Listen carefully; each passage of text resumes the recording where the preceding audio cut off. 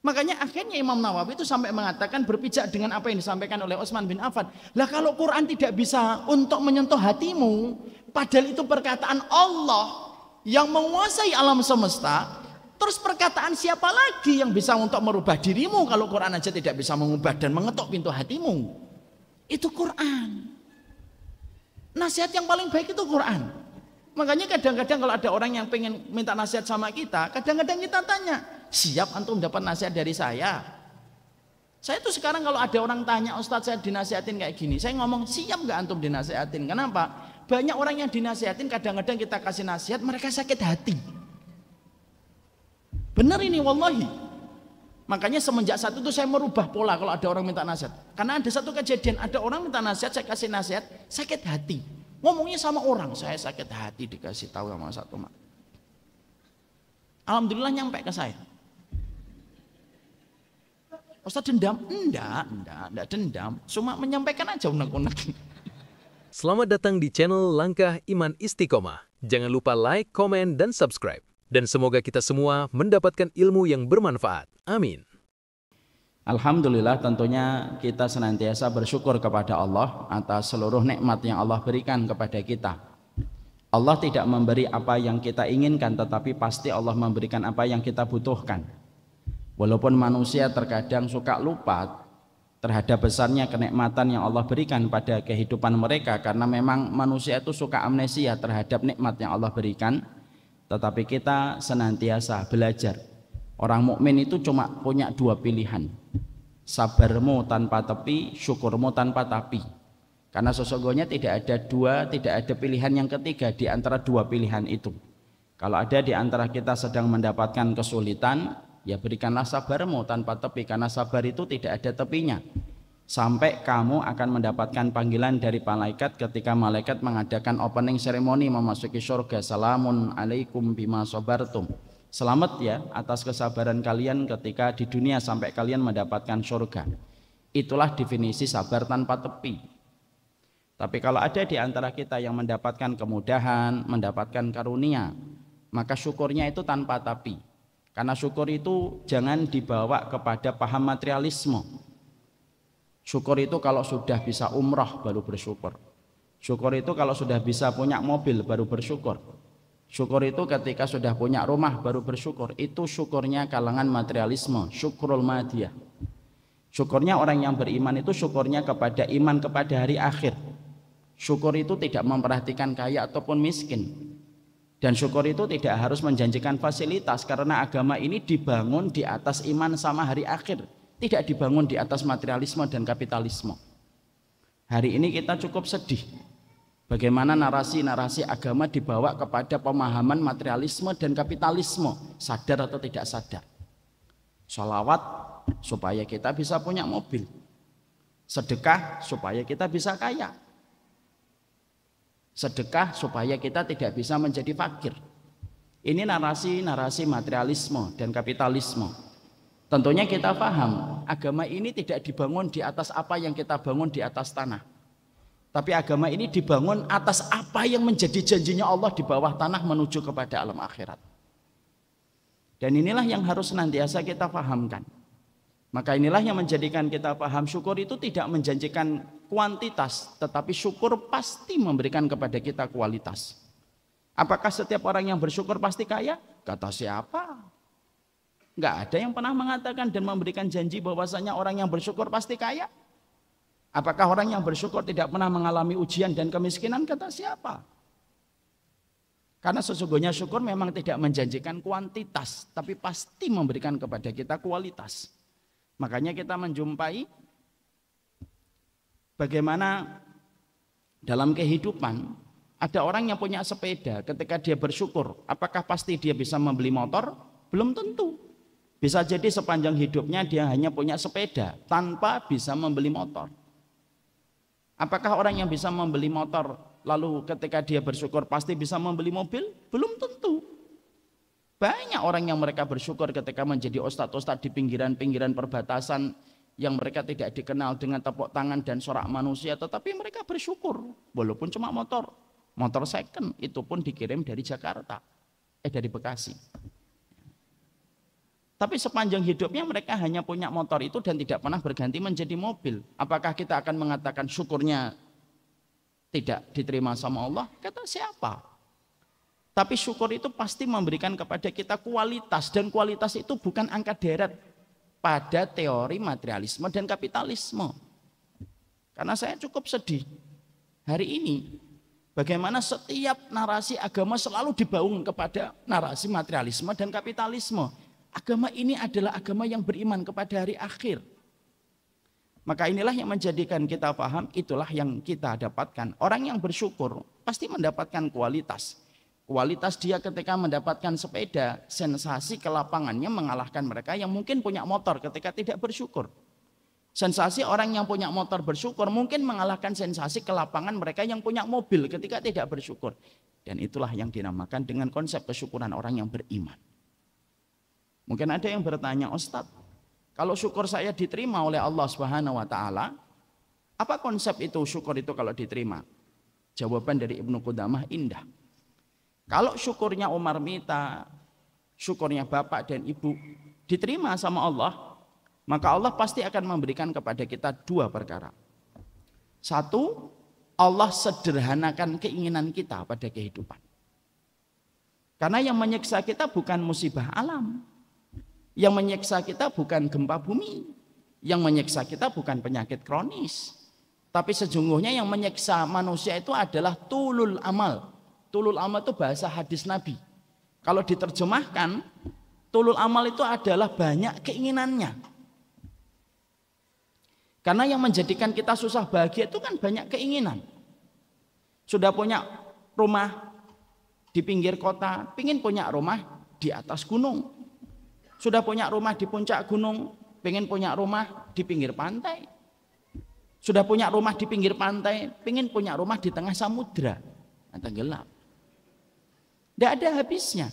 Karena jarak antara kita dengan kebahagiaan itu sejarak antara keinginan yang belum kita dapatkan. Makanya siapapun, kata Ibnu Qudamah menasihati kita sebagai para penuntut ilmu. Kalau syukurmu diterima, keinginanmu sederhana. Di dalam hidup, dipandang hidupnya itu sederhana, tidak pernah merumitkan masalah dunia, tetapi selalu memiliki konsep menyederhanakan dunia, kata Ibnu Qudamah. Ya? Jadi kalau ada orang kok banyak keinginan, susah bahagia. Maaf ya, nanti jangan dipakai untuk memvonis orang. Saya lagi punya keinginan ini, nah ini ciri syukur nggak diterima nih, jangan gitu. Itu biasanya gayanya Ustadz Felix gitu kayak gitu. Enggak Ustadz. Beliau orang baik, orang solih, luar biasa. Sampai mana tadi? Sampai ya, keinginannya sederhana. Lalu yang kedua, dijadikan kebutuhannya dicukupi oleh Allah. Dan inilah yang menjadikan kita akhirnya mengerti, betul. Inilah konsepnya syukurnya orang yang beriman. Saya perlu menyampaikan ini sekaligus pula untuk menjadi sebuah peringatan dan alarm bagi kami. Agama ini jangan dibawa kepada paham materialisme dan kapitalisme. Khawatirnya ini yang akan menyebabkan lemahnya pemahaman kita tentang hari akhir. Ketika kita tidak mengembalikan apa yang seharusnya kita bangun secara benar pada narasi keagamaan kita. Agama ini adalah agama yang membangun apa yang ada di bawah tanah dan bukan membangun apa yang akan kita bangun di atas tanah. Semoga Allah senantiasa menjadikan kita menjadi hamba yang bersyukur setiap waktu dan setiap saatnya. Dan semoga siapapun yang mendapatkan kesulitan, kesabaran tanpa tepi yang Dia berikan, dan siapapun yang mendapatkan kemudahan, semoga kita mendapatkan kesyukuran tanpa tepi. Kepada Allah kita bersyukur dan semoga Allah tidak pernah meninggalkan kita walaupun sekejap mata.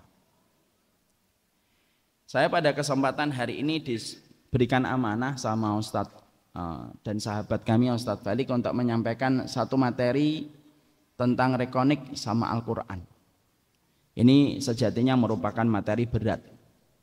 Materi yang ketika saya kembalikan kepada referensi dan literasi para ulama terdahulu, kitab-kitab mereka tebal sekali ketika membicarakan tentang Quran. Ada mabahith fi ulumil Quran tebalnya segini. Ada al-ajwibah fil Quran jawab halamannya segini. Tentunya kita tidak memiliki waktu yang sangat lapang untuk membahas semuanya. Tapi setidaknya saya akan mencoba untuk menyederhanakan materi ini sesederhana mungkin, supaya materi ini bisa menjadi petunjuk bagi kehidupan kita dan bisa menjadi arah di dalam kehidupan kita, dan terutama bisa menjadi nasihat bagi kami selaku yang menyampaikan dan kepada kita semuanya, orang-orang yang kita cintai. Ketika kita membicarakan Al-Quran, tentunya kita paham Al-Quran itu merupakan akbaru mu'jizatin fil alam. Sesungguhnya Al-Quran itu merupakan mukjizat terbesar pada kehidupan manusia. Tidak ada satu mukjizat yang melebihi bagaimana Al-Quran ketika memiliki satu mukjizat. Mana Qattan di dalam kitabnya Mabahis fi Ulumil Quran menyampaikan, seluruh ulama sepakat tidak ada mukjizat yang paling besar di dalam kehidupan manusia kecuali mukjizat yang dimiliki oleh Al-Quran, yang jumlahnya 30 juz yang berjalan terus sampai nanti matahari terbit dari arah barat. Saya dulu ketika saya SD itu sempat berpikir, mengapa Rasulullah itu mukjizatnya hanya Al-Quran? Kenapa tidak semegah mukjizat yang dimiliki para nabi dan para rasul yang lainnya dalam tanda kutip? Kenapa mukjizatnya Nabi tidak sebagaimana tongkatnya Nabi Musa ketika mampu membelah lautan menjadi daratan? Jadi lautan menjadi daratan, lalu daratan menjadi lautan. Ini reklamasi berarti ya. Tek langsung kemudian jadi tanah. Kenapa saya tidak memikirkan bahwasanya mukjizatnya Rasulullah SAW tidak sebagaimana Nabi Sulaiman yang berbicara dengan semut, lalu mengetahui bagaimana pembicaraan semut itu dan paham dan mengetahui pembicaraan semua binatang.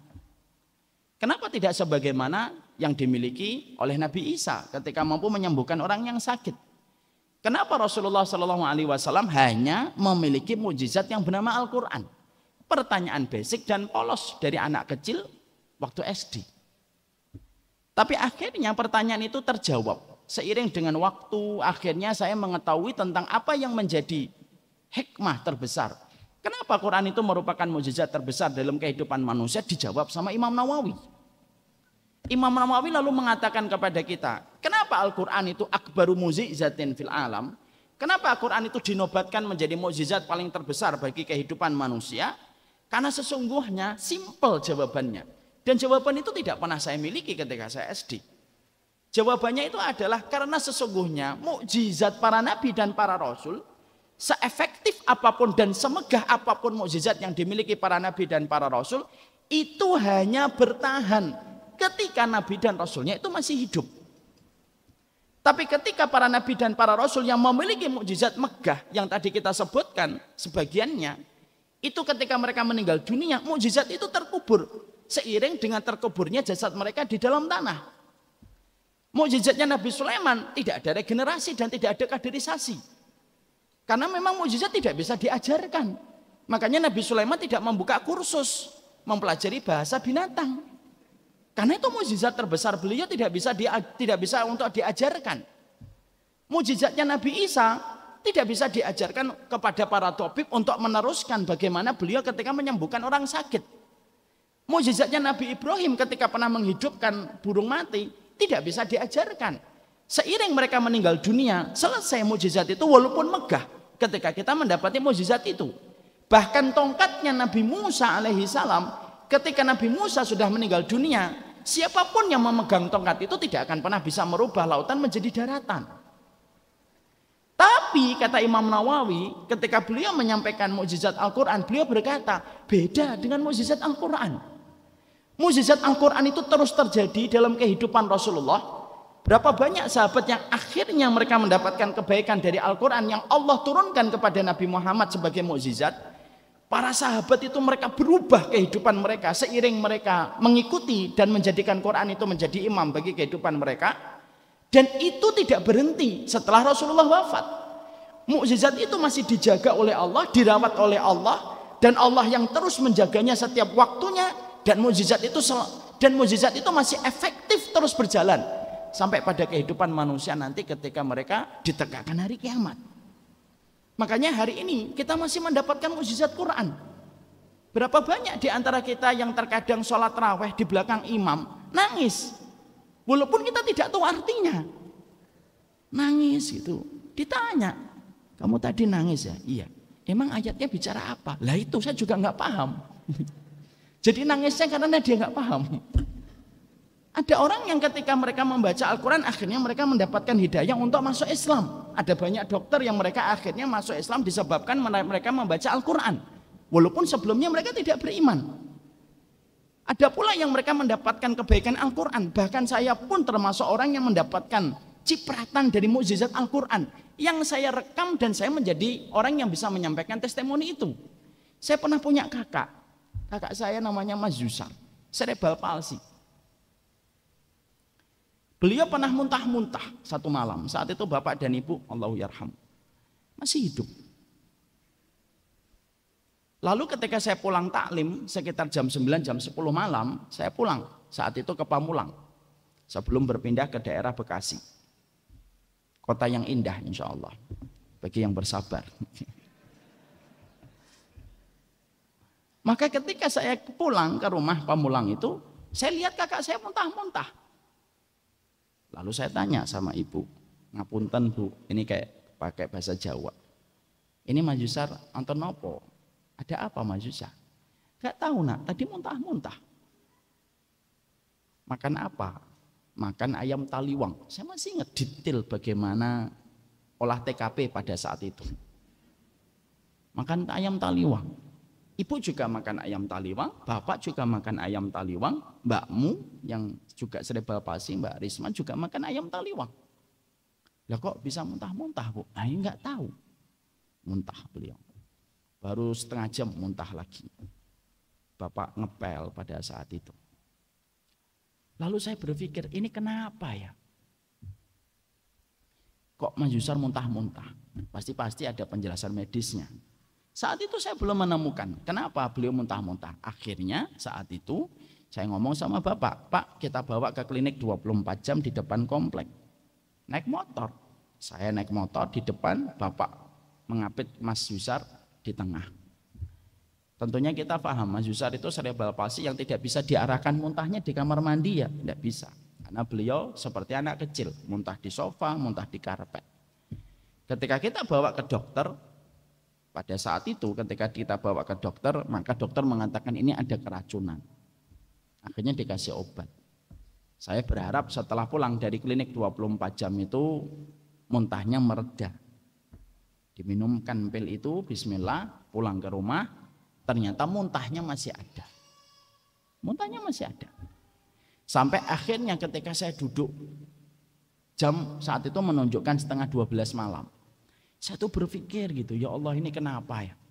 Pada saat saya duduk itulah, saya melihat ada satu kitab yang saya miliki di ruang tamu berderet. Ada kitab, nama kitabnya adalah Mausu'atul Adab Al-Islamiyah Al-Murattabah Ala Hurufil Hijaiyah.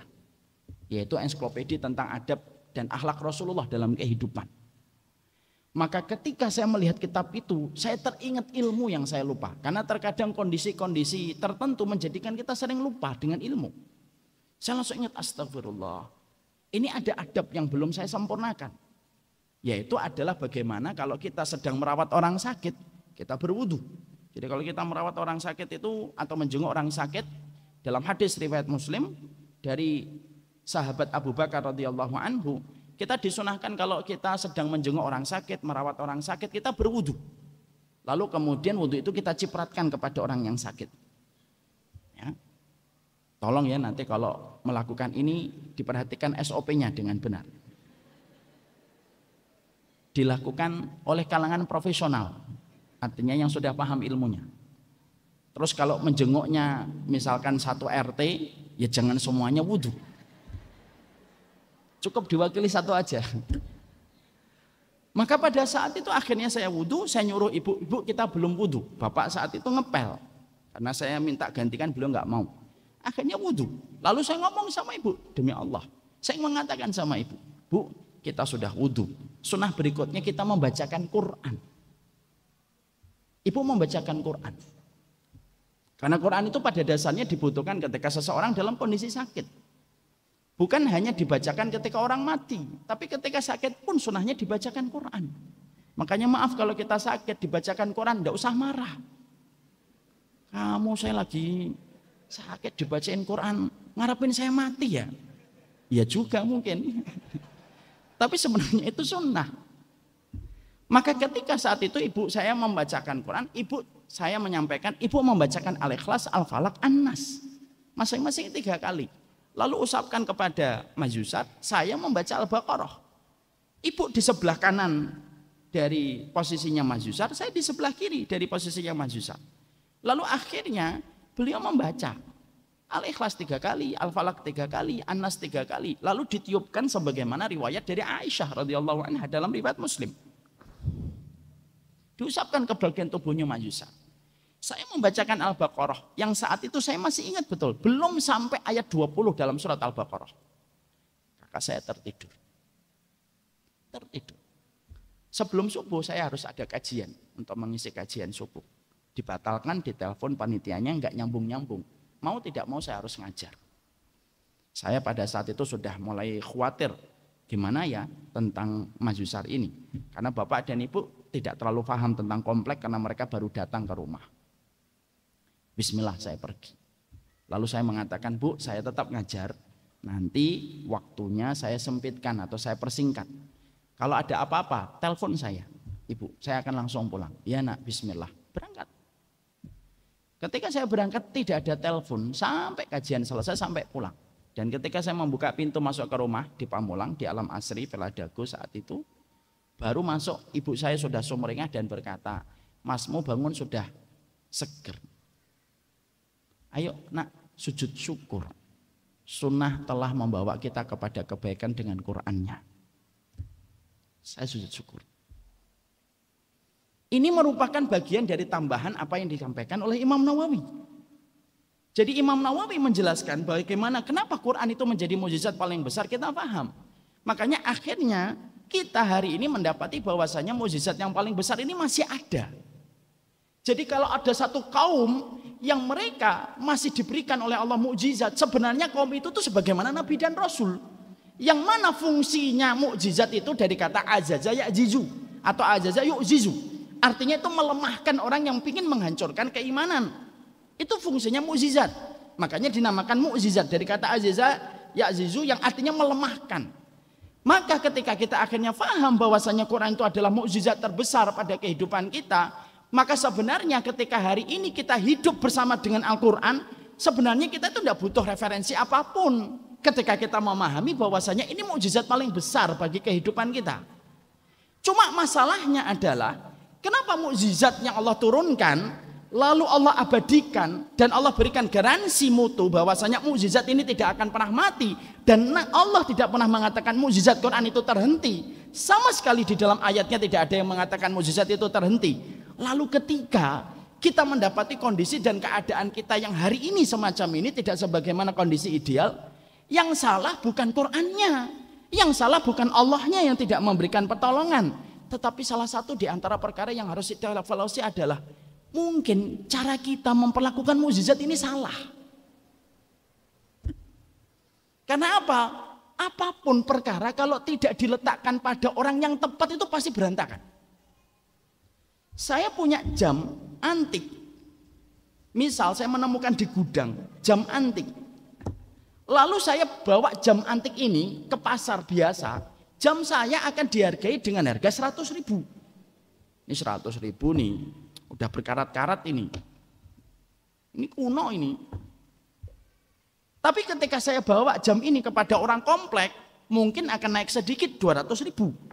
Oh ini vintage ini. Tapi dia nggak ngerti bagaimana tentang jam itu historinya kayak apa.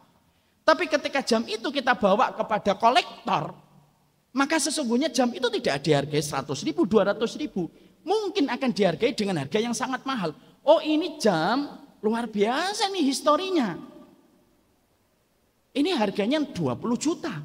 Ditawar 20 juta. Kenapa objeknya sama, tetapi yang menawar itu bisa berbeda?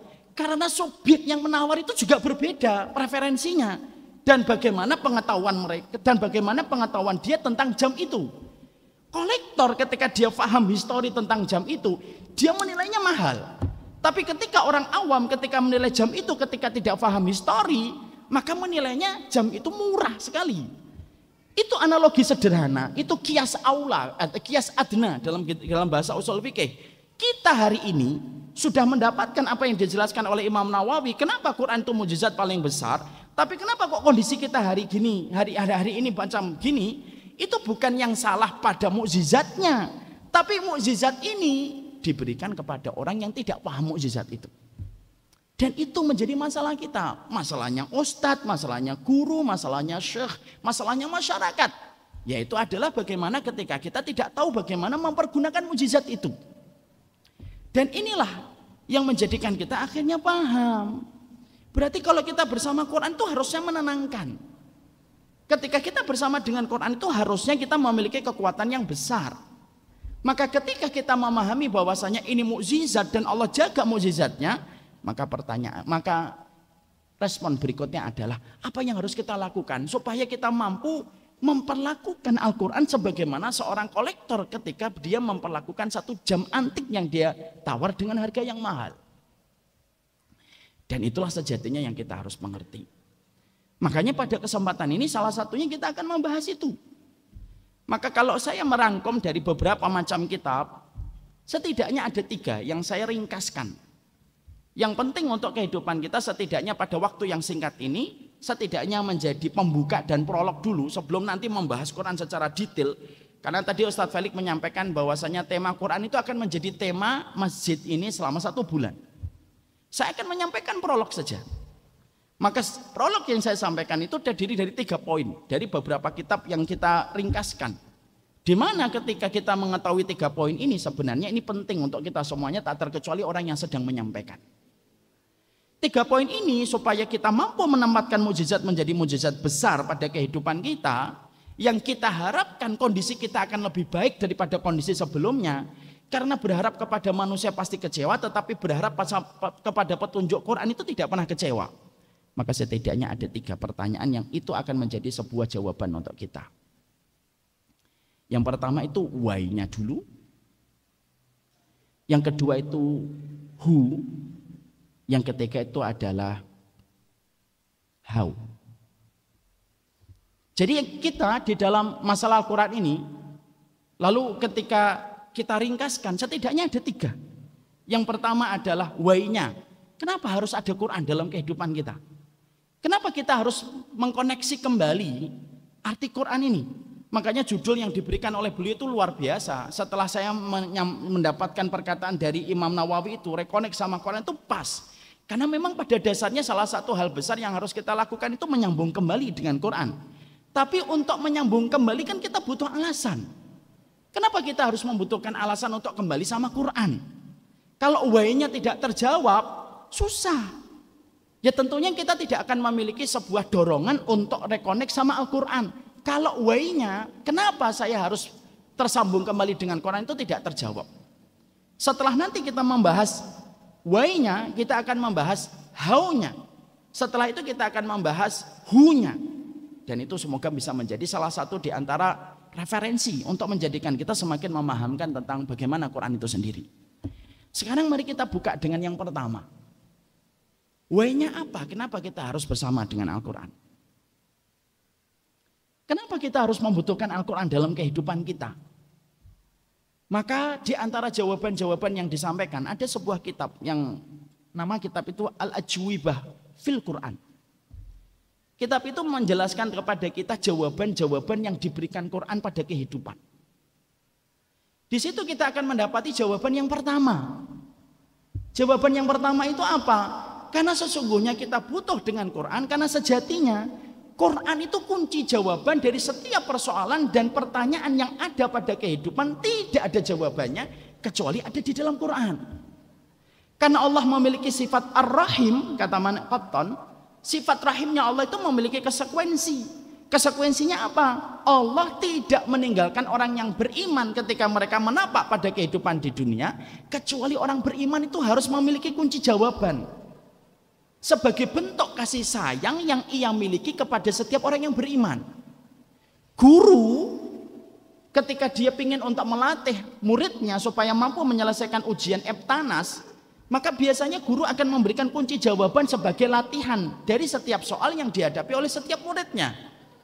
Kalaulah guru yang kasih sayangnya terbatas, Ternyata dia ingin memberikan kunci jawaban kepada muridnya supaya muridnya terlatih untuk menjawab. Allah yang rahimnya tidak terbatas lebih layak untuk meninggalkan kunci jawaban pada kehidupan bagi orang yang beriman daripada seorang guru yang memberikan kunci jawaban kepada muridnya. Kalau ada yang mengatakan Allah tidak meninggalkan kunci jawaban pada kehidupan kita, berarti kamu tidak kenal Allah, siapa Rabb yang mensifati dirinya dengan kata Ar-Rahim. Ketika para ulama lalu menerangkan bahwasanya wahnya yang pertama, kenapa kita membutuhkan Al-Quran? Karena Al-Quran merupakan jawaban dari kunci dalam persoalan kehidupan kita.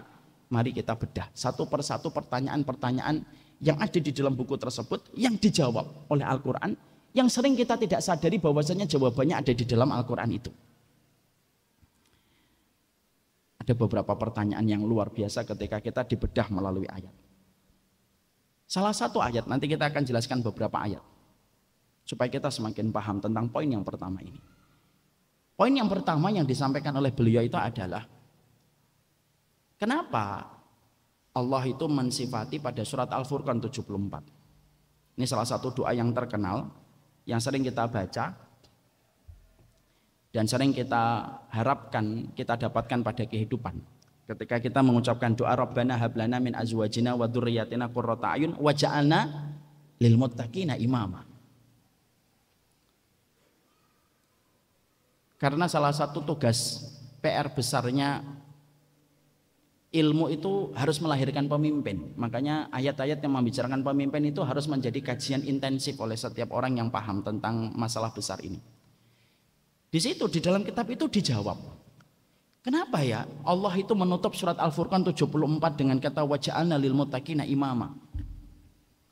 Jadikanlah kami pemimpin bagi orang yang bertakwa. Yang lebih unik lagi, Allah meletakkan permohonan waja'alna lil muttaqina imama itu setelah Allah menyebutkan permohonan orang mukmin. Rabbana hablana min azwajina wa dzurriyyatina qurrata a'yun. Ya Allah, jadikanlah saya dan pasangan kami qurrata a'yun, dan jadikanlah keturunan-keturunan kami itu qurrata a'yun. Lalu setelah itu jadikanlah kami pemimpin bagi orang yang bertakwa. Perhatikan. Quran lalu membuat mapping pemikiran untuk kita.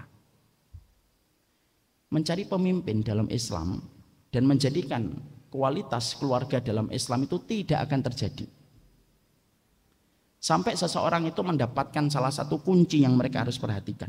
Apa itu? Mendapatkan pasangan qurrata a'yun dulu. Ini jadi kurikulum. Berarti kenapa Allah sebutkan Rabbana hablana min azwajina wa dzurriyyatina qurrata a'yun? Kenapa yang disebutkan sebelum kita meminta keturunan, kita meminta dulu kepada Allah supaya diberikan pasangan yang qurrata a'yun sebelum kita mendapatkan anak yang qurrata a'yun? Karena para ulama salaf mengatakan kamu tidak akan dapat keturunan yang qurrata a'yun kalau kamu sebagai keluarga dan pasangan tidak pernah menjadi qurrata a'yun. Kalau pasangan itu sudah qurrata a'yun di antara mereka, mereka akan mendapatkan anak yang qurrata a'yun. Makanya maaf, anak dari keluarga broken home itu biasanya lebih bermasalah pada kehidupan sosial mereka, disebabkan salah satunya dia tidak mendapatkan figur qurrata a'yun dari kehidupan orang tuanya. Ketika anak sudah tidak menjadi qurrata a'yun, sulit rasanya dia akan menjadi pemimpin. Kalaupun menjadi pemimpin, banyak kemudaratan yang akan ditimbulkan. Insyaallah. Jadi akhirnya di sini kita mendapati sebuah jawaban dari sebuah pertanyaan, gimana kita menciptakan pemimpin itu? Ternyata Quran sudah memapping kepada kita dengan sebuah ayat yang luar biasa. Kalau kamu pingin supaya lahir pemimpin-pemimpin yang menjadi pemimpin orang yang bertakwa, perhatikan kualitas kamu bersama suamimu dan istrimu. Karena ketika kalian sudah menjadi support system yang baik, maka sesungguhnya ketika menjadi support system yang baik, anakmu akan menjadi qurrata a'yun. Kalau anakmu menjadi qurrata a'yun, maka anakmu punya kemungkinan besar untuk menjadi pemimpin bagi orang yang bertakwa. Makanya Syekh Raghib Az-Zarzani itu mengatakan, salah satu ahli sejarah dari Mesir itu berkata, perkataan beliau mengatakan apa? Tidak ada pahlawan besar di dalam Islam kecuali lahir dari keluarga yang qurrata a'yun. Makanya hari ini kita mendapati ini ternyata kunci jawaban. Makanya ketika kita akhirnya menjawab why-nya, kenapa kita butuh Al-Quran? Ya karena kunci jawaban akan dikasih. Walaupun terkadang kata Syekh Utsaimin, al-ajwibah, jawaban yang datang dari Allah itu terkadang ma'ajmalahu fil Quran, diglobalkan di dalam Quran. Tapi itulah fungsinya ulil absor, untuk membedah setiap apa yang global supaya detail dipahami oleh mereka yang betul-betul membacanya dengan akal dan iman mereka. Ini baru satu, Pak. Padahal di dalam kitab itu dibahas banyak ayat.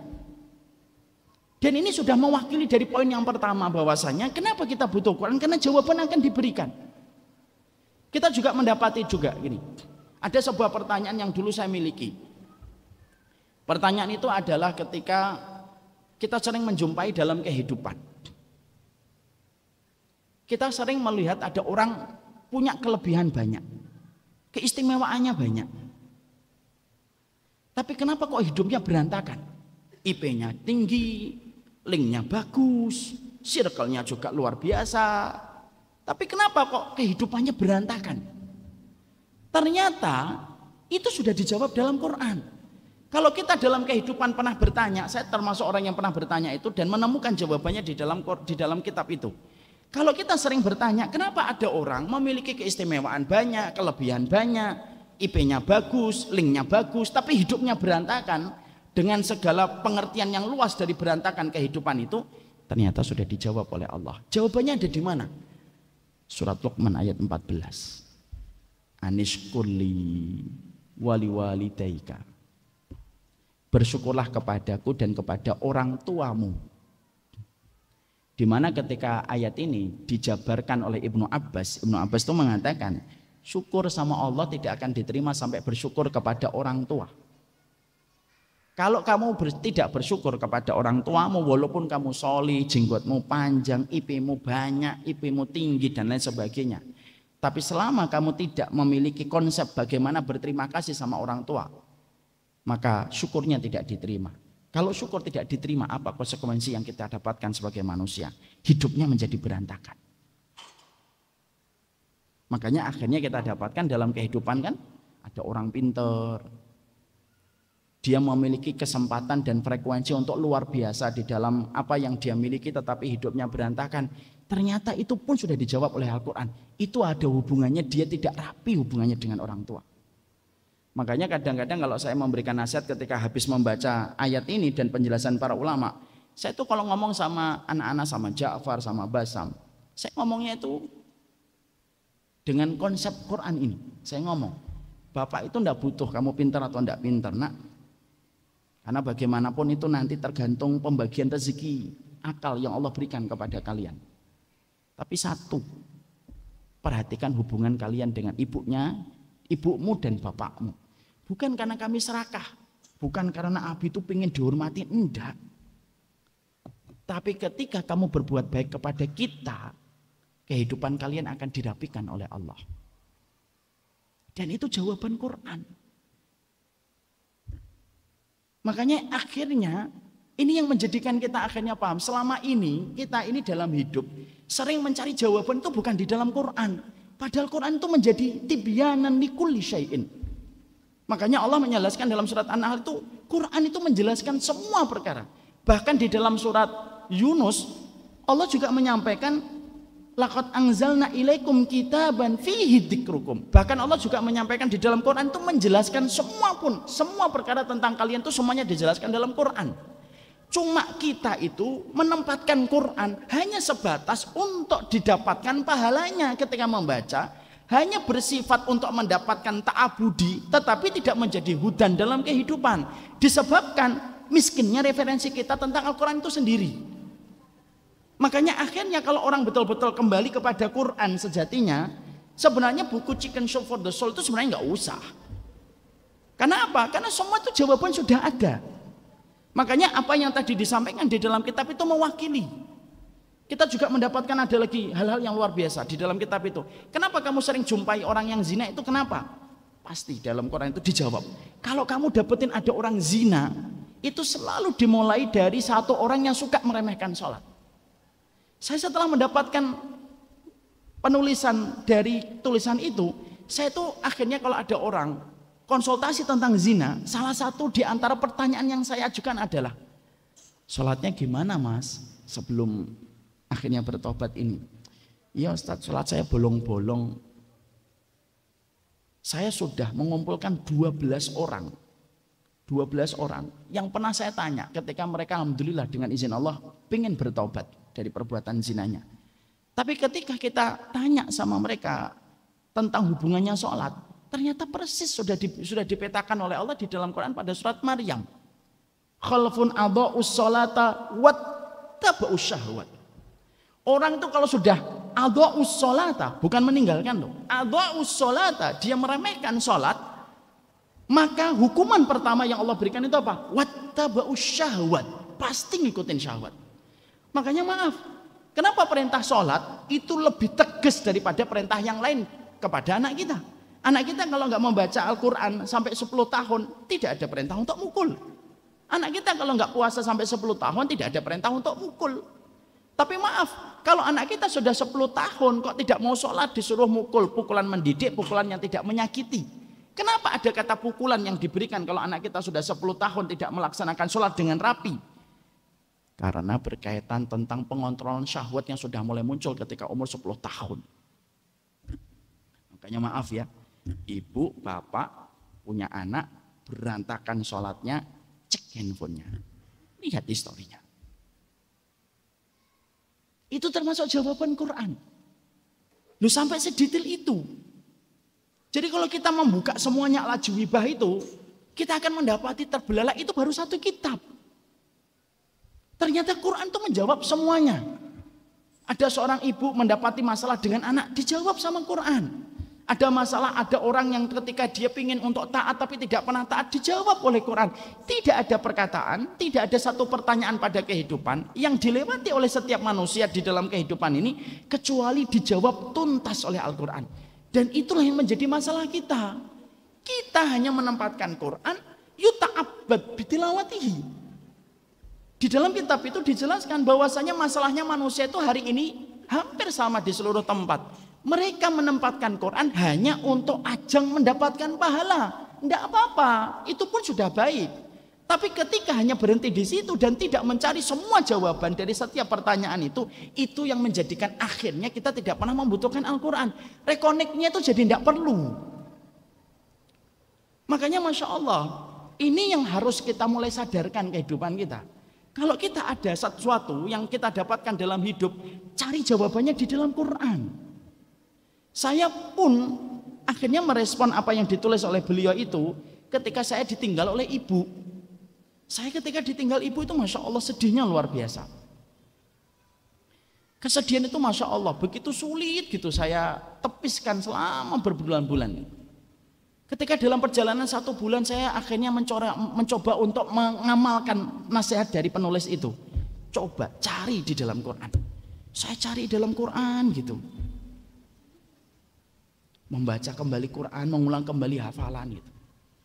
Loh akhirnya ketemu jawabannya. Ketika ditinggalkan ibu, jawabannya ada di Quran untuk menenangkan. Jawabannya ada di dalam surat At-Tur 21. Walladzina amanu wattaba'tum dzurriyyatuhum biimanin alhaqna bihim dzurriyyatahum biimanin wa ma alatnahum min amalihim min syai'. Itu obatnya. Orang yang beriman, sesungguhnya mereka kelak akan dikumpulkan dengan keluarga-keluarga mereka yang beriman dalam kehidupan di akhirat. Dan sesungguhnya tidak dikurangi apa yang mereka telah kerjakan dan apa yang mereka lakukan. Ayat itu akhirnya menjadi jawaban. Oh yang namanya berpisah bukanlah ketika ibu kita meninggal dulu dan kita meninggal nanti.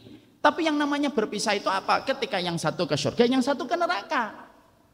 Akhirnya jawaban itu memberikan kepada kita ketenangan hati. Walaupun tidak bisa menghapuskan kesedihan. Maka perkara-perkara itulah sejatinya yang harus mulai kita sederhanakan. Oh berarti Quran itu menjadi kunci jawaban. Bahkan maaf ya, sampai Ahnaf bin Qais pun seorang ulama tabi'in yang terkenal dengan keilmuannya, ketika beliau membaca fihi dzikrukum, beliau itu langsung melihat saya itu karakternya di dalam Quran itu kayak apa. Dicari satu persatu oleh beliau ayatnya sampai beliau ketemu dengan karakter yang sesuai dengan dirinya. Kenapa? Tidak ada karakter kita, tidak ada persoalan, tidak ada pertanyaan yang betul-betul akhirnya tidak terjawab oleh Al-Quran. Kenapa? Mustahil Allah yang ilmunya tanpa batas menurunkan satu kalam yang Allah agungkan kalam itu, lalu ternyata kalam itu tidak menjadi kunci dari seluruh persoalan dalam kehidupan. Itu tidak mungkin.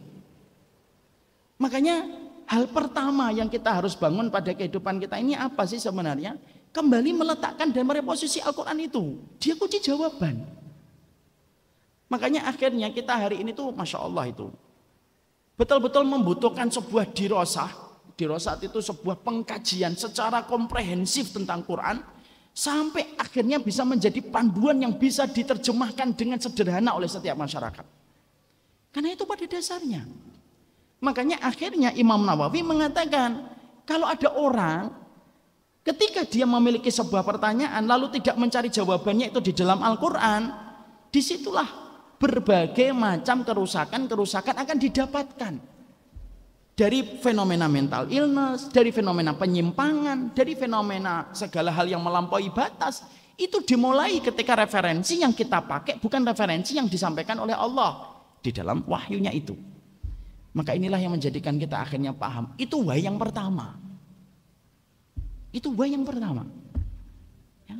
Makanya inilah yang menjadikan kita nanti akhirnya kalau membaca Quran, kenapa harus mentadaburi setiap ayatnya? Kita harus memahami setiap ayatnya dan mentadaburi itu penting. Mentadaburi itu penting sekali. Makanya salah satu penyesalan dari ulama besar yaitu Syekhul Islam Ibnu Taimiyah rahimahullah ta'ala itu apa? Dia merasa hidupnya kurang maksimal untuk mentadaburi Quran. Karena beliau paham bahwasanya di dalam tadabbur Quran itu ada hal yang luar biasa yang beliau dapatkan menjadi petunjuk pada kehidupan. Maka inilah yang pertama. Jadi alasan ketika kita akhirnya untuk membicarakan why-nya kenapa kepada Quran, yaitu kunci jawaban dari segala hal. Yang mana di situ akan kita dapatkan ultimate answer dalam seluruh pertanyaan yang ada pada kehidupan kita. Ini memang terkesan ini memang terkesan normatif, tapi itulah tugas kita menerjemahkan bagaimana hidup kita itu hidup kita berdampingan dengan Quran setiap waktunya dan setiap saatnya. Ada masalah, buka Quran. Makanya Imam Syafi'i rahimahullahu ta'ala, kalau beliau sampai pada satu malam ada pertanyaan yang tidak terjawab, apa yang dilakukan Imam Syafi'i? Mengulang kembali murojaah Qur'annya untuk mencari jawaban atas pertanyaan yang timbul sebelum beliau tidur. Makanya beliau pernah ditanya sama seseorang ketika beliau bertamu kepada salah satu sahabatnya, lalu ketika dia bertamu dilihat sama anaknya bahwasanya Imam Syafi'i malam itu tidak tahajud. Lalu akhirnya anaknya itu nanya kepada bapaknya, kok sahabatmu tidak tahajud tadi malam? Aku lihat lampu kamarnya hidup, dan dia tidak keluar dari kamarnya. Ditanyakan sama Imam Syafi'i. Imam Syafi'i jawabannya apa? Iya, tadi malam aku tidak tahajud karena aku memiliki sebuah pertanyaan yang tiba-tiba muncul sebelum aku istirahat. Lalu yang aku lakukan adalah mengulang kembali hafalanku tentang Quran untuk mencari jawaban atas pertanyaan itu. Dan itu jawabannya. Makanya inilah yang menjadikan kita paham Quran itu bukan hanya dibaca semata dan bukan hanya dinikmatin suaranya, dan kita harus paham ya, aksaru munafiki hadhil ummah qurra'uha. Masya Allah. Kalau kita hanya menempatkan Quran untuk dibaca doang tapi tanpa ada landasan yang betul-betul melahirkan sebuah kebaikan dalam kehidupan, kita harus khawatir sama hadis Nabi. Hadis Nabi itu apa? Aksaru munafiki hadhil ummah qurra'uha. Orang munafik yang paling banyak di antara umat ini, kata Rasulullah, orang yang mereka itu qori'nya Quran. Tapi kenapa kok bisa menjadi munafik padahal mereka membaca Quran? Karena mereka membacanya bukan niat untuk mengagungkan Al-Quran, tapi hanya dijadikan menjadi sebuah perhiasan. Dan yang menyampaikan itu Rasulullah. Maka inilah yang menjadikan akhirnya kita memahamkan yang pertama. Inilah yang disebut dengan tibyanan likulli syai'in. Ini jawaban dari setiap pertanyaan pada kehidupan kita. Tidak ada satupun dalam kehidupan kita yang tidak dijawab oleh Al-Quran. Ya, makanya Masya Allah, ini merupakan wahyu yang pertama. Yang kedua, kenapa kita sangat membutuhkan Al-Quran? Karena nasihat terindah itu nasihat Al-Quran. Dia tidak mendikte, dia tidak menyalahkan, dia tidak mengvonis, dia tidak menghujat kita. Siapa pemberi nasihat yang tidak ada emosinya, pemberi nasihat yang tidak ada amarahnya, pemberi nasihat yang tidak pernah menjelekkan kita sebagai manusia, pemberi nasihat yang tidak pernah marah, tidak pernah emosional, tidak pernah menginginkan kecuali kebaikan dalam kehidupan kita, itu Quran, kata para ulama. Makanya akhirnya kalau kita akhirnya di dalam why-nya kita, kenapa kita membutuhkan Quran dalam kehidupan ini? Karena yang kedua yang kita jumpai dan kita dapatkan di dalam masalah ini adalah karena kita ini membutuhkan nasihat. Dan tidak ada nasihat yang paling baik kecuali nasihat yang datang dari Al-Quran ketika kita terkoneksi terus dengan Al-Quran. Syekh Ali Tontowi menyampaikan di dalam salah satu kitabnya. Ini sebuah kisah nyata dari Syekh Ali Tontowi, seorang ulama Mesir terkenal sekali. Syekh Ali Tontowi ini mengatakan pernah beliau menasihati dua pasangan yang akan bercerai. Dua pasangan ini ketika akan bercerai, maka diberi nasihat oleh Syekh Ali Tontowi supaya mereka mengurungkan niatnya untuk bercerai. Tapi dua-duanya bersikeras untuk berpisah. Tidak mau sama sekali untuk mau rujuk kembali. Akhirnya Syekh Ali Tontowi itu mengatakan, ya sudah, kalau keputusan kalian sudah bulat untuk berpisah dan mengadakan talak, silahkan. Tapi kasihlah waktu 3 hari untuk kalian berpikir ulang. Di dalam kalian berpikir, saya tinggalin satu ayat untuk kalian renungkan ketika nanti kalian pulang. Lalu dua orang ini yang sama-sama masih emosi, mereka siap untuk menerima ayat itu. Syekh Ali Tontowi lalu mengatakan kepada dua orang yang sudah bersikeras untuk berpisah, ingat ayat, wala tansawul fadla bainakum. Jangan pernah melupakan kebaikan yang pernah ada di antara hati kalian. Ini ayat pas. Kalau kita lagi cekcok sama orang, lagi srek sama orang, lagi tidak enak sama orang, atas apa yang menjadi kekecewaan, bahkan kepada suami istri, ayat ini paling pas. Imam Syekh Ali Tontowi mengatakan, wala tansawul fadla bainakum. Jangan melupakan ya kebaikan di antara kalian. Pulang 3 hari datang kembali. Suami pulang. Ayat yang dibawa sama dia nggak panjang, surat Al-Baqarah. Pertama juga dia nggak hafal. Ya. Yang kedua ya memang ini ayatnya lebih pendek. Beliau pulang membawa ayat itu. Dalam 3 hari dia pikir apa kebaikan yang pernah dilakukan istrinya. Walaupun dia memiliki kekecewaan kepada istrinya. Istrinya membawa ayat itu pulang. Dan dia ingat wasiatnya Allah, jangan lupakan kebaikan yang pernah terjadi di antara kalian. 3 hari. Tidak sampai 3 hari. Dua orang suami istri ini balik lagi kepada Ali Tontowi. Mereka sepakat hari yang pertama, mereka sudah balik kepada Syekh Ali Tontowi dan berkata, kami urungkan niat kami untuk berpisah. Syekh Ali Tontowi langsung beliau bertakbir. Lalu beliau setelah bertakbir beliau bertanya, apa yang kalian dapatkan pada ayat itu? Mereka berdua langsung mengatakan, ayat itu seakan-akan memperlihatkan seluruh rekaman video dari kehidupan kami berkeluarga selama 15 tahun lebih. Saat dia pertama kali datang melamar kepada keluarga saya, ketika saya pertama kali begitu bersukacita menyambut laki-laki yang akan menghalalkan saya, rekaman videonya kayak diputar oleh Allah. Dan ujungnya mereka tidak jadi untuk berpisah. Ini salah satu poin bahwasanya hati yang bersih itu merupakan hati yang paling tepat ketika mereka bersama dengan Al-Quran. Kenapa? Karena tidak ada nasihat yang paling indah kecuali nasihat yang datang dari Al-Quran. Nasihat yang disampaikan manusia terkadang ada sebuah tendensi. Nasihat yang kadang-kadang disampaikan oleh manusia itu terkadang memiliki motif tertentu yang tidak ketahuan sama orang yang diberikan nasihat. Tapi nasihat dari Quran itu nasihat yang bersih dari motif, bersih dari tendensi, dan tidak menginginkan kecuali adalah kebaikan dalam kehidupan kita. Makanya masalah yang disampaikan oleh Syekh Ali Tontowi ini lalu beliau mengatakan tidak ada nasihat yang paling indah kecuali nasihat Quran. Kadang-kadang nasihat Quran itu tidak usah disampaikan orang. Orang cukup mengatakan, ini loh saya tinggalkan ayat. Ayat ini didadaburin aja.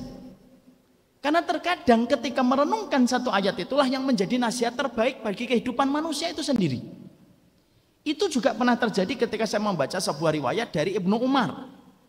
Ibnu Umar itu pernah beliau kecewa betul dengan istrinya.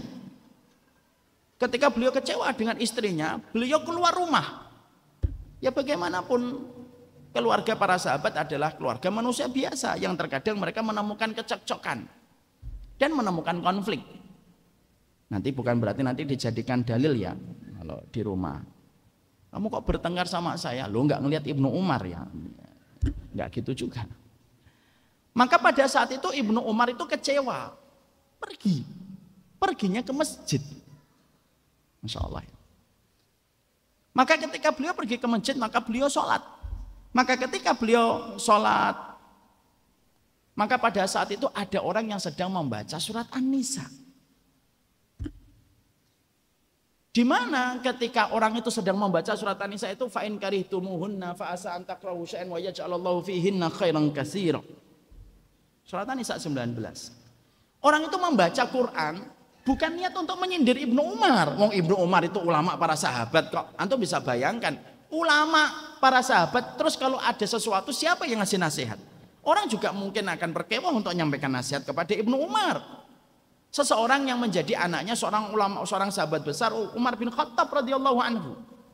Maka ketika Ibnu Umar itu lagi sholat, lagi merasakan gemuruh hatinya memikirkan istrinya, ketika merasa bahwasanya istrinya nusus kepada dirinya, lalu dia kecewa dengan istrinya dan hampir memutuskan, udahlah pisah aja. Karena saat itu Ibnu Umar itu akan memutuskan apa kita harus berpisah aja. Masuk beliau ke masjid. Ketika beliau masuk ke masjid, ada orang yang sedang membaca surat An-Nisa sampai pada ayat yang ke-19 dibacakan. Seakan-akan ayat itu ditujukan kepada Ibnu Umar. Ayat itu bunyinya adalah terjemahnya. Kalau kamu mendapati pada istrimu sesuatu yang kamu tidak sukai, bisa jadi apa yang tidak kamu sukai dari istrimu itu akan menjadi kebaikan untukmu di masa mendatang.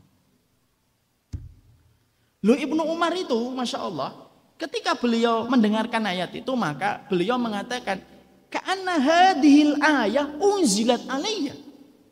Maka kemudian Ibnu Umar langsung mengatakan loh ayat ini tuh seakan-akan turun untuk saya dan seakan-akan saya baru mendapatkan ayat ini. Padahal Ibnu Umar sudah hafal Al-Quran semenjak belia. Kan beda dengan kita kan, kalau kita sampai dewasa nggak hafal-hafal Quran.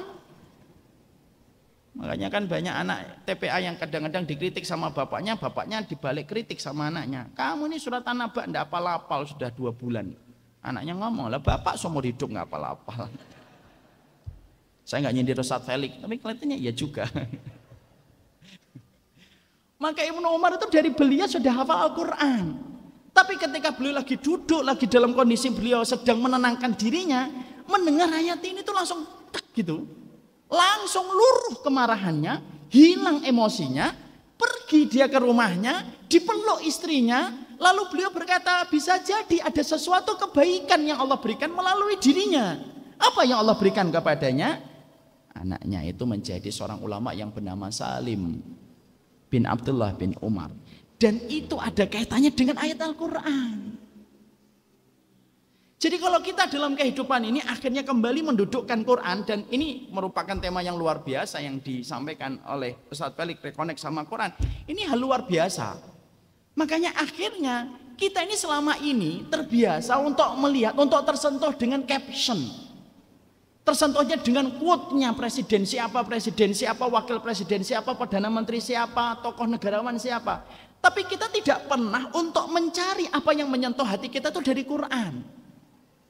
Makanya akhirnya Imam Nawawi itu sampai mengatakan berpijak dengan apa yang disampaikan oleh Utsman bin Affan. Lah kalau Quran tidak bisa untuk menyentuh hatimu, padahal itu perkataan Allah yang menguasai alam semesta, terus perkataan siapa lagi yang bisa untuk merubah dirimu kalau Quran aja tidak bisa mengubah dan mengetuk pintu hatimu? Itu Quran. Nasihat yang paling baik itu Quran. Makanya kadang-kadang kalau ada orang yang pengen minta nasihat sama kita, kadang-kadang kita tanya, siap antum dapat nasihat dari saya? Saya tuh sekarang kalau ada orang tanya, Ustadz saya dinasihatin kayak gini, saya ngomong siap nggak antum dinasihatin? Kenapa? Banyak orang yang dinasihatin, kadang-kadang kita kasih nasihat, mereka sakit hati. Benar ini wallahi. Makanya semenjak saat itu saya merubah pola kalau ada orang minta nasihat. Karena ada satu kejadian, ada orang minta nasihat, saya kasih nasihat, sakit hati. Ngomongnya sama orang, saya sakit hati dikasih tahu sama satu mak. Alhamdulillah nyampe ke saya. Ustaz dendam? Enggak dendam. Cuma menyampaikan aja unek-unek. Beliau minta nasihat, kemudian dikasih nasihat, beliau sakit hati. Wajar manusia, mungkin lagi penat dia pikirannya. Saat itu saya mencoba, saya mau telepon ya, ya. Maaf Ustaz, saya nggak bisa ditelepon. Ya sudahlah. Itu pernah terjadi. Itulah beratnya menjadi guru dan ustadz gitu ya. Ya semoga Allah mengampuni kita semuanya. Lalu akhirnya sekarang itu pertanyaannya adalah kalau ada orang minta nasihat sama kita, saya ngomong betul minta nasihat. Kadang-kadang saya akhirnya apa? Nih loh, tinggalin ayat. Ayat ini aja dibaca. Saya mencontoh Syekh Ali Tontowi. Makanya itulah yang menjadikan kita semakin paham. Nasihat terbaik itu dari Quran. Makanya kalau ada masalah, saya ada masalah dengan murid ada masalah dengan temannya, sahabat punya masalah dengan suaminya atau istrinya, coba deh cari di Quran ayat yang paling tepat untuk menggambarkan masalah yang kamu dapat itu di mana, dan carilah dan jadikanlah Quran itu menjadi penyejuk hati kita. Karena Quran kalau ngasih nasihat itu, nasihatnya tidak indah, tidak ada tendensi apapun kecuali kebaikan untuk kita. Saya pernah cerita sama Ustaz Falik tentang satu hal, tentang kekecewaan saya kepada seseorang. Setelah saya menyampaikan unek-unek sama beliau, saya juga carinya di Quran. Apa ya ayat yang paling tepat untuk kemudian menenangkan hati saya tentang masalah ini? Akhirnya apa? Di situ kita akan mendapati bahwasanya Quran itu betul-betul syifa. Syifa bukan hanya masalah penyakit, tetapi dalam kehidupan apapun. Makanya Allah tidak menyebutkan dengan kata dawa, tapi Allah menyebutkan dengan kata syifa. Apa bedanya dawa dengan syifa? Beda. Kalau dawa obat, kalau obat bisa sembuh, bisa tidak sembuh, itu dawa. Tapi Allah menyebutkan hanya apa? Syifa wa rahmah wa busyra lil mu'minin. Allah itu menyebutnya bahwasanya Quran itu syifa. Syifa itu penyembuh. Kalau syifa dikatakan penyembuh, berarti betul-betul Quran itu menyembuhkan. Bukan dalam makna kemungkinan menyembuhkan. Enggak. Yang punya kemungkinan menyembuhkan itu dawa, obat. Dan Allah tidak pernah menyebut Quran itu dawa. Tapi Quran itu menyebut Quran dirinya itu adalah syifa. Dan itu yang kita harus pahami. Makanya akhirnya kita juga mendapati bagaimana seorang Abu Bakar saja. Abu Bakar kan kita paham ya, orang yang paling mulia setelah Rasulullah SAW itu Abu Bakar radhiyallahu anhu. Dan beliau itu dinobatkan menjadi orang yang paling utama setelah Rasulullah SAW itu apa? Karena hatinya yang bersih. Sebagaimana yang dikatakan oleh Ibnu Qudamah, ma faddalallahu Abu Bakar bi salatihi wa siyamihi wa sadaqatihi walakin ma waqara fi qalbihi. Abu Bakar itu menjadi manusia paling utama setelah Rasulullah SAW, yaitu bukan karena sholatnya, puasanya, tetapi karena kebersihan hatinya. Tapi orang yang paling bersih hatinya setingkat Abu Bakar pun pernah kecewa. Kapan itu?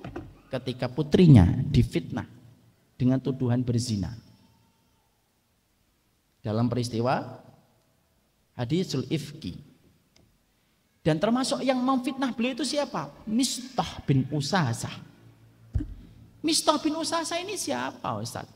Mistah bin Usasah itu kerabatnya Abu Bakar. Mistah bin Usasah ini kerabatnya Abu Bakar. Setiap bulannya mendapatkan bantuan ekonomi dari Abu Bakar untuk mencukupi seluruh kebutuhan keluarganya. Itu Abu Bakar ngasih Mistah bin Usasah. Masya Allah. Ketika beliau mendapatkan bahwasanya Mistah bin Usasah itu luar biasa, beliau pada satu peristiwa mendapatkan Aisyah radhiyallahu anha difitnah, dan termasuk tawalla kibrahu yang membesarkan fitnah kepada ibunda Aisyah itu Mistah bin Usasah. Padahal masih kerabatnya Abu Bakar. Apa yang dilakukan oleh Abu Bakar? Abu Bakar kecewa.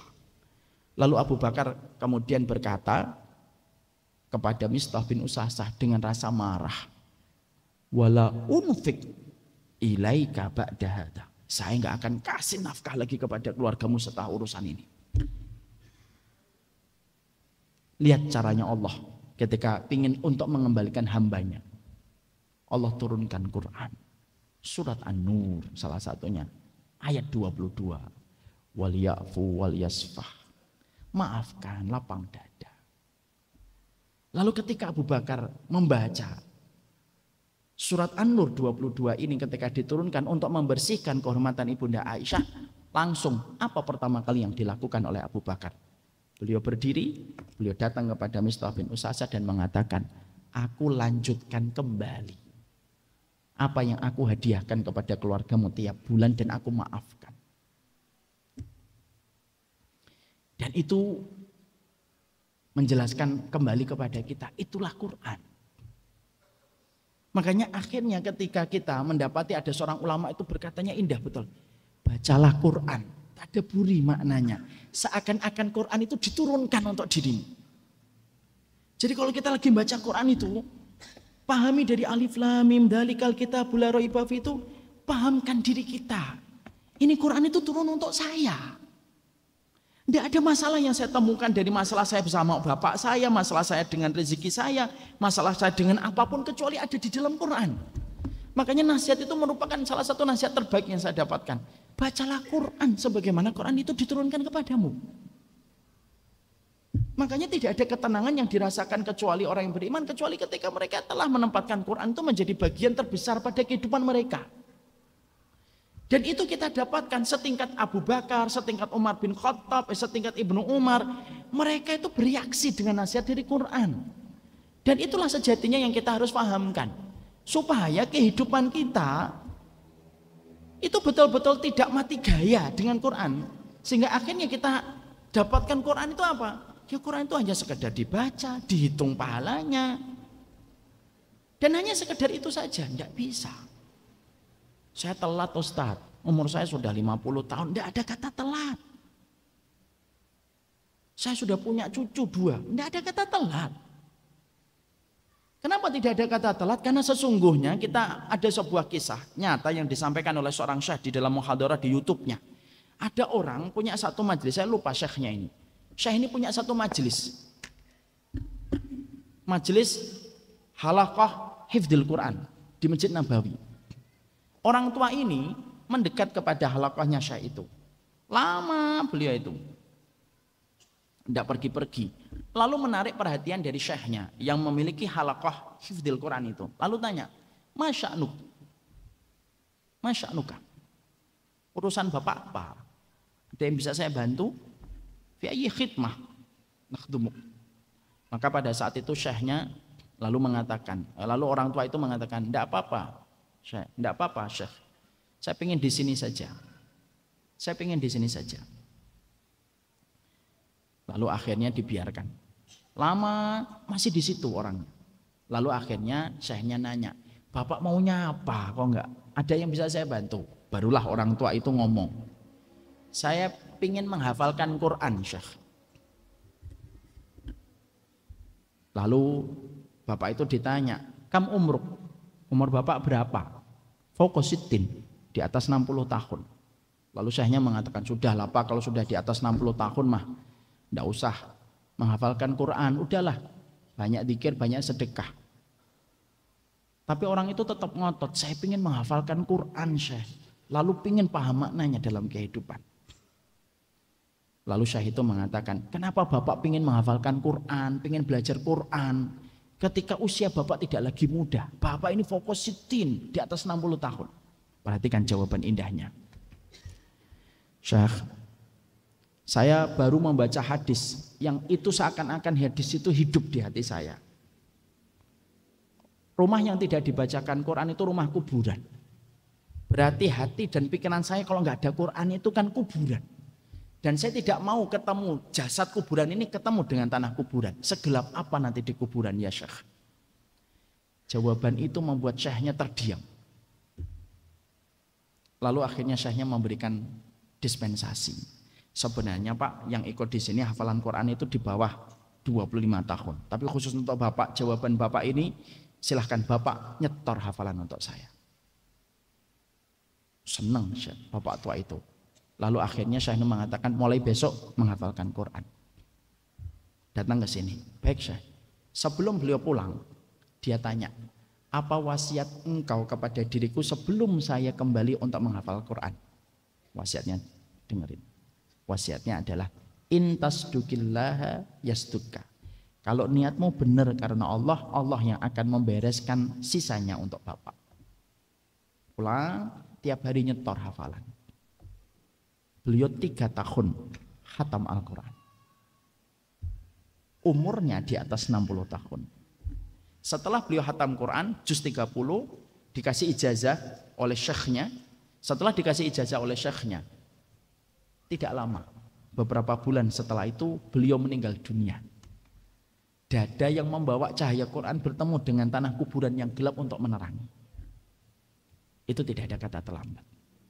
Makanya Masya Allah, karena ini merupakan prolog, ya saya sampaikan perkara-perkara yang sejatinya menjadikan kita paham. Masalah kita itu yang masalah kita dengan Al-Quran yang selama ini tidak pernah tahu bagaimana caranya. Kita baru membahas why-nya, kita belum membahas who-nya, dan kita belum membahas what-nya. Nanti biarlah dibahas sama Ustadz Balik dalam lain kesempatan. Saya sudah diingatkan waktunya habis 10.30, sekarang pun sudah 10.34, sudah 4 menit molor. Dan tidak layak orang Bekasi banyak ngomong di daerah Bogor. Takutnya saya dicegat di jalan. Tapi setidaknya ini adalah sebuah majelis yang sifatnya adalah memberikan kepada kita motivasi bagaimana kita bersama dengan Al-Quran. Seberapa besar kita sudah pernah membaca Al-Quran, seberapa besar kita pernah untuk melihat diri kita di Quran itu di ayat mana. Karena apa? Fihi dzikrukum. Quran itu pasti menceritakan tentang kalian. Tidak ada yang tidak diceritakan oleh Quran dalam kehidupan kita. Wassallallahu ala nabiyina Muhammad. Ini yang dapat kita sharing pada kesempatan ini. Senang sekali bisa berjumpa dengan seluruh jamaah yang ada di bulan Ramadan ini. Semoga Allah senantiasa menjaga hati kita. Dan kita harus paham, Ramadan itu bulan yang paling utama. Dan bulan paling utama itu harus bertemu dengan amalan yang paling utama. Dan tidak ada amalan yang paling utama kecuali adalah menjaga hati di bulan Ramadan. Jagalah hati dari hasad. Jagalah hati dari suka meremehkan amalan orang. Jagalah hati dari sikap loba dan serakah dengan profit yang besar di bulan Ramadan. Karena pada dasarnya kadang-kadang kita memaknai Ramadan hanya dalam masalah fikih. Tapi terkadang kita lupa salah satu makna Ramadan adalah masalah tazkiyatun nafasnya. Ini yang dapat saya sampaikan dalam pertemuan kali ini. Akhirul kalam, ini yang semoga menjadi keberkahan untuk urusan kita. Mungkin kita akan buka tanya jawab Ustaz. Mungkin kita akan buka tanya jawab kalau ada yang tidak mau bertanya. Kalau tidak ada yang mau bertanya, alhamdulillah. Berarti materinya paham sama sekali. Safadol.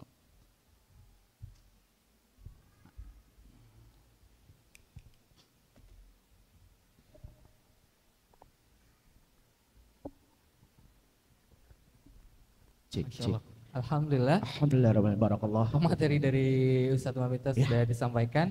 Insya Allah kita akan ada pertanyaan. Jadi mangga disiapkan untuk ayah, ibu, abang, kakak semuanya.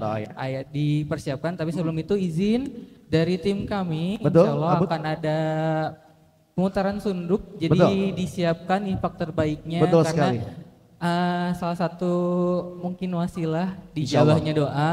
Teman-teman jamaah semuanya sudah mendengarkan kajian tausiah dari Ustadz. Terus ditutup nanti insya Allah ada penutupan. Tapi sebelum itu ada infak terbaik dari jamaah semuanya. Masya Allah. Nanti insya Allah akan ada perwakilan dari teman-teman sahabat Tamotakin akan memutar sunduk ya. Ya.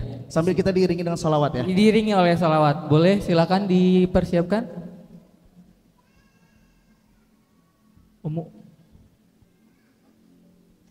Oh iya, di depan juga ada yang tadi sudah boleh silakan diputar aja untuk teman-teman yang sunduknya Oh, iya. Tadi sudah diinformasikan juga di Sudah. depan. Betul. Tadi yang mungkin ingin membeli bukunya, Ya, ingin silakan. membeli tadi mungkin apa herbalnya, minum herbalnya di bawah ada Samila Sama Store. store ya, ada bootnya di bawah. Ada bootnya di tangga bawah, banget, iya di Masya bawah Allah. tangga banget. Nanti Insya tinggal Allah, Pak. dicek-cek aja, tinggal dilihat-lihat aja Series-series buku-bukunya terbarunya ya. dari Ustadz Marmita Masya ya. Allah. Silakan.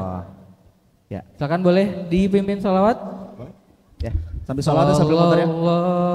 Sallallahu ala Muhammad. Sallallahu alaihi wasallam. Sallallahu ala Muhammad. Sallallahu alaihi wasallam. Boleh sekali lagi sambil kencang lagi. Sallallahu ala Muhammad. Ya Allah. Sallallahu alaihi wasallam. Oke. Sallallahu ala Muhammad. Sallallahu alaihi wasallam. Sambil muter ya. Sallallahu ala Muhammad. Sallallahu alaihi wasallam. Sallallahu ala Muhammad. Sallallahu alaihi wasallam.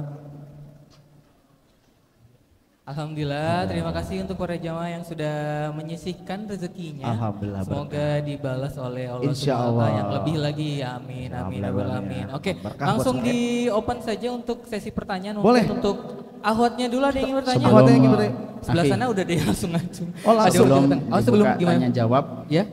sebelum Gimana, dibuka tanya jawab, saya punya pertanyaan. Oke. Insya Allah saya ada oleh-oleh dan hadiah untuk yang bisa Masya menjawab. Allah. Masya Allah. Ada pertanyaan Berkaitan dari ya. Ustadz. Jadi yang siapa yang bisa menjawab pertanyaan Betul. dari Ustadz akan ada apa hadiah dari Ustadz ya, Masya Allah. dari Samila Insya Allah. Store-nya. Baik, Oleh-oleh bangga, buat Ustadz. pulang ke rumah.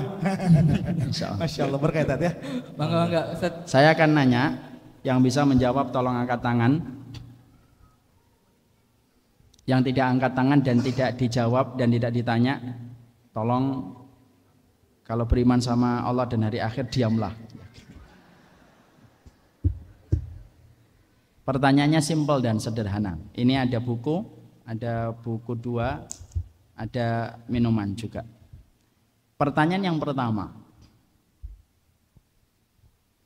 kenapa Al-Quran menjadi mukjizat paling besar pada kehidupan manusia? Yang mana Ustadz? Tadi saya nggak tahu nih. Yang mana nih? Oke, turun dulu. Hitungan ketiga ya. Hitungan tiga ya. Hitungan tiga ya. 1, bentar dulu teh. Bentar ya. Buru-buru banget ya. Kalem. Bentar ya, hitungan 3 ya. 1, 2, belum 3. Kalem. Ya Allah. Belum 3 nih. Oke, pertanyaan diulang lagi ya. Mau enggak? Kang Ishak gimana pertanyaannya? Ya. Tidak lupa. Pertanyaannya. Mengapa Al-Quran Al-Quran itu diturunkan sebagai mukjizat? Betul Ya, ya? betul. Ya. Udah gini, awat aja dah. Takut di ini saya nanti diarah. Yang mana? pulangnya. Yang mana? Yang depan aja deh, yang gampang. Yang depan aja, ibu yang ini. Ke depan, oke. Iya, bangga.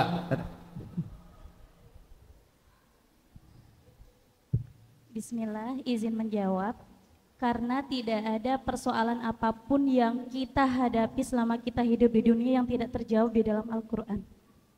Makanya sampai hari kiamat pun Al-Quran itu akan terus ada dan pasti menjadi jalan keluar, solusi untuk setiap masalah yang dihadapi oleh manusia. Masya Allah. Alhamdulillah. Gimana Ustaz? Insya Allah benar. Saya orangnya baik. Ya. Oke, siap. Terima kasih Ustaz. Saya nggak kayak Ustadz Felix. Masya Allah. Tawadu ya tadi. Masya Allah. Boleh? Ya mana Ustaz? Mau hadiah atau yang tidak? mana Ibu? Mau hadiah yang mana?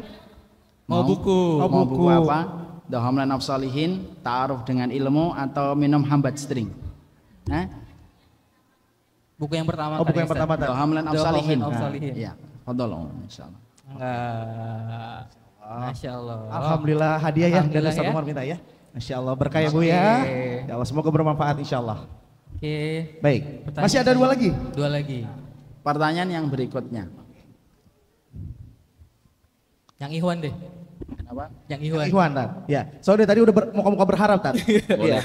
Berharap dapat kopi. Siapa nama seorang ulama besar yang beliau pernah punya masalah dengan istrinya lalu tersentuh dengan Al-Quran dan menjadi petunjuk? Masya Allah, baik. Belum pada ingat ya? Bingung nih kami. Ketahuan yang benar-benar tadi memperhatikan. Boleh. Ya. Tadi saya lihat yang depan sini. Oh depan. boleh Bang. Oke, ya. Apa dong? Bukan geng.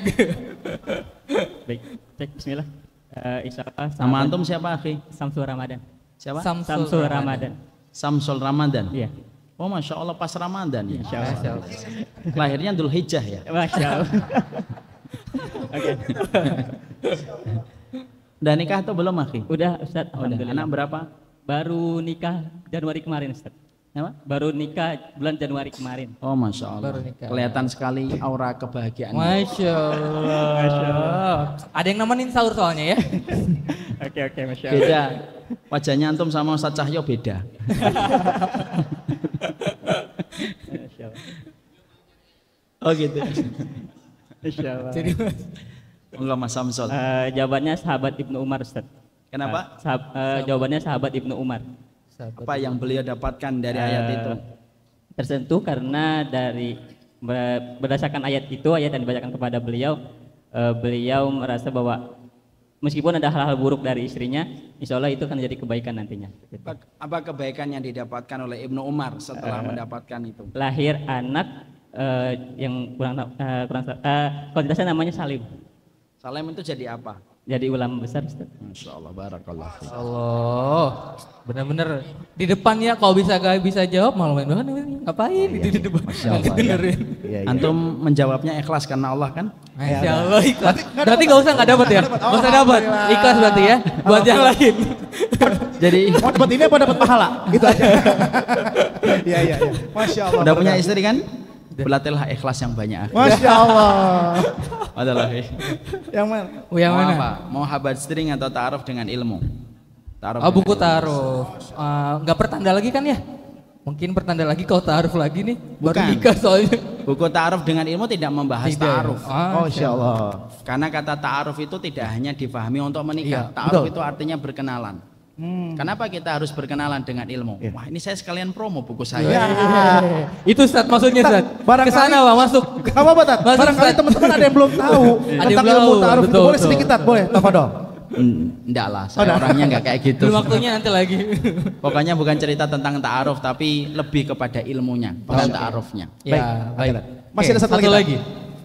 Masih ada satu lagi. Satu Boleh. lagi. Yang terakhir yaitu adalah pertanyaan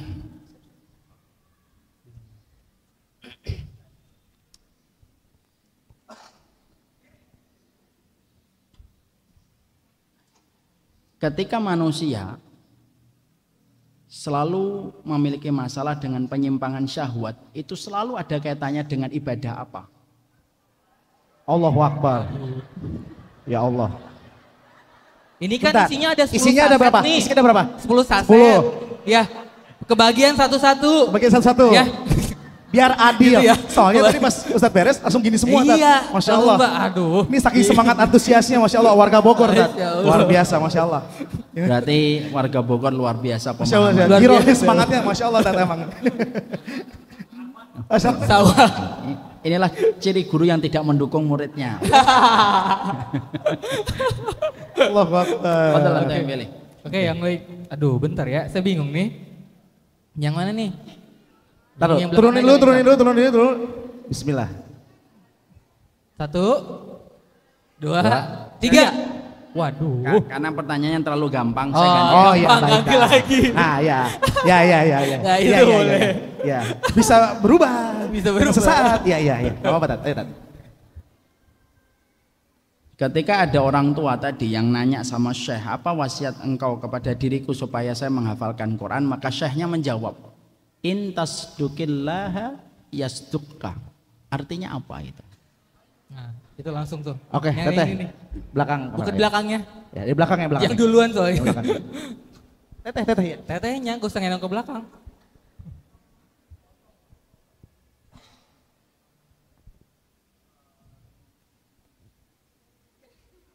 Assalamualaikum warahmatullahi wabarakatuh.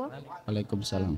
Ustadz izin menjawab nasihat dari nasihat Syekh tadi itu, jika kamu niatnya benar maka urusan kedepannya akan dijamin oleh Allah. Masya Allah, barakallah fiqh. Masya Allah, betul ya jawabannya ya. Mangga teh. Punten, mangga. Alhamdulillah. Teteh suka ngopi nggak? Oh, berarti ya, cocok. Berarti cocok. Pas itu minum habat string, kalau belum menikah umumnya nanti ditaruh di status WA. Kalau pengen minum bersama, kalau pengen minum ini bersama dengan saya, cepat halalkan saya.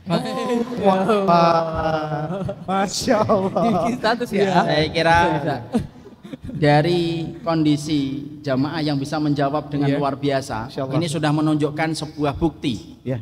Tidak ada lagi yang perlu ditanyakan. Allahu Akbar. Jadi mari kita cukupkan kajian kita insyaallah. Karena saya juga jam 11 harus berangkat kembali. Tapi dari wajahnya bapak-bapak di sini Masya Allah ini wajah-wajah orang yang paham insyaallah. Dan wajah-wajah yang hafal 30 juz. Semoga Allah memberkahi kita dalam kebaikan. Senang sekali mendapati masjid ini dibersamai oleh para ustadz yang luar biasa. Semoga masjid ini bertambah keberkahannya, bertambah kemakmurannya. Dan semoga masjid ini menjadi simbol persaudaraan sebagaimana Masjid Nabawi menjadi simbol persaudaraan antara Muhajirin dan Ansar. Mari kita sudahi pertikaian, mari kita sudahi perselisihan. Dan marilah kita tidak menari di atas gendangan orang yang menginginkan keburukan untuk kita. Sesungguhnya sholat mengajarkan kita untuk bersaudara.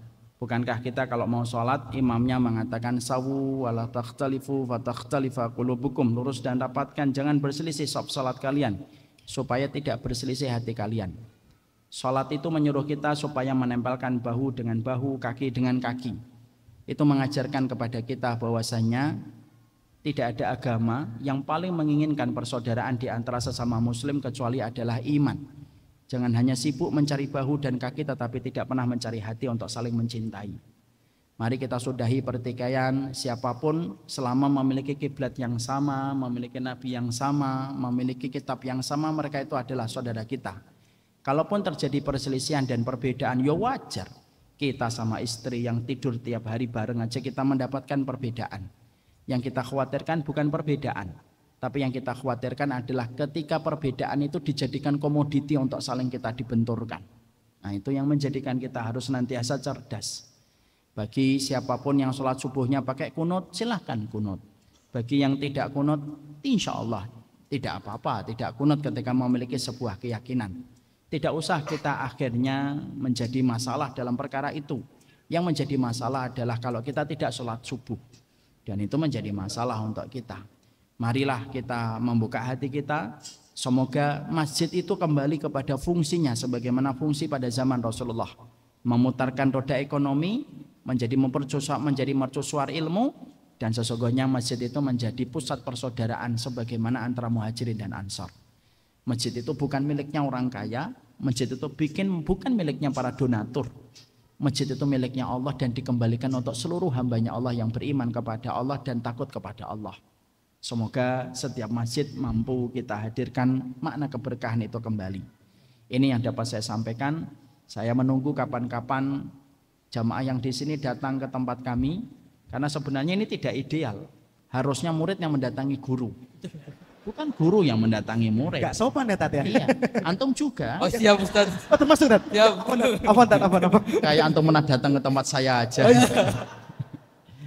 Karena sesungguhnya timba mendatangi sumur itu, timba itu mendatangi sumur, bukan sumur yang mendatangi timba. Kapan-kapan saya undang bersama beliau, Ustaz Felix datang ke tempat kami, karena sesungguhnya guru itu harus didatangi. Kita tidak hanya butuh guru, tetapi kita butuh orang yang mendampingi hidup kita. Kita tidak hanya butuh murid, tapi kita butuh orang yang siap memberikan potensinya untuk Islam. Semoga kita bukan hanya menjadikan taklim itu hanya sekedar normatif. Ketemu banyak orang, pulang, tanda tangan, selesai, dan foto. Setelah itu kelar. Taklim tidak hanya sekedar itu. Taklim itu harusnya yang dekat jadi keluarga, yang jauh menjadi dekat, dan kita menjadi keluarga di antara keramaian umat. Semoga kita mampu mengembalikan makna taklim itu sendiri, supaya dakwah itu betul-betul terikat dan mampu kita rasakan tiap hari dan tiap waktunya. Makanya yang kita butuhkan bukan hanya mu'alim, tapi yang kita butuhkan adalah murabbi. Mu'alim itu hanya mengajarkan, selesai. Pokoknya materi ini paham, dimengerti dengan baik. Itu mu'alim. Tapi kalau murabbi, maka dia membimbing, bersabar dengan segala kekurangannya, mendengarkan, memberikan jawaban atas apa yang dialami. Semoga insya Allah satu waktu inilah grade keilmuan yang nanti kita peroleh dan kita dapatkan. Saya berdoa kepada Masjid Al-Muttaqin. Ini adalah satu masjid yang semoga setiap kegiatannya, taklimnya bukan hanya sekedar normatif, tapi betul-betul menjadi keluarga. Seluruh jamaah harus tahu programnya Masjid Muttaqin apa ke depan. Programnya ustadz yang ada di Muttaqin apa. Karena apa? Bukan hanya sekedar murid yang kita datangkan, tapi potensi apa yang kalian bisa berikan setelah terikat pada satu taman surga. Kalau itu tidak terjadi, maka kita tidak ada bedanya dengan sekolah di bangku SD dan SMP. Hanya belajar, menyelesaikan soal, lalu diberikan rapat, murid tidak tahu kehidupan gurunya, gurunya tidak tahu bagaimana sholat dan persoalan yang dimiliki oleh muridnya. Cukuplah itu di sekolah, kita di masjid. Kalau masjid tidak bisa menjadikan kita keluarga, terus di tempat mana lagi kita bisa memiliki keluarga? Wassallallahu ala nabiyina Muhammad walhamdulillahirabbil alamin. Wassallallahu ala nabiyina Muhammad. Mohon maaf atas segala kesalahan. Pamit undur diri. Insyaallah berjumpa kembali di waktu yang tidak bisa ditentukan.